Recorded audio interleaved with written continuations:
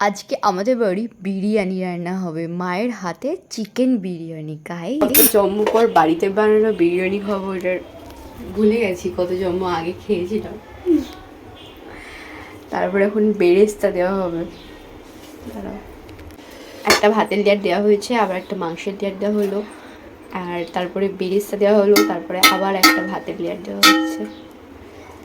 ব্যাস মাল মেটেরিয়াল যা যা লাগবে সব দেওয়া রেডি। আর এদিকে আমি একটু স্নান করে নিলাম, এত গরম পড়েছে না, আমি জানি না কেন।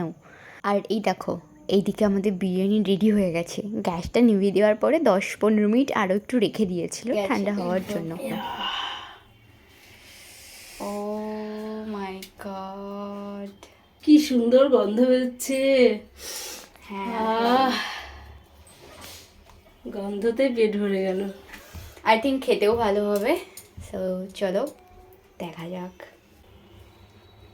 ওই যে কিছু ভাইরাল ভিডিওতে দেখেছি না, বিরিয়ানিটা ঠিক যেরকমভাবে কাটে ওরকমভাবে মাকে কাটতে বলছিলাম, বাট আমাদের হাঁড়িটা না প্রপার না, ওই জন্য পারিনি।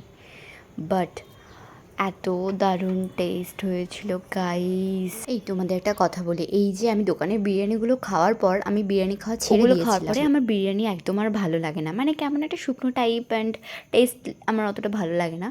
বাট আজকে বিরিয়ানি খাওয়ার পরে না আমি এটাই উপলব্ধি করলাম যে আই থিঙ্ক ওরা বিরিয়ানি বানাতে পারে না। যাকে আমি আলুটাও শুধু শুধু খেয়েছি। বিরিয়ানি গল্প এখানেই শেষ, টাটা।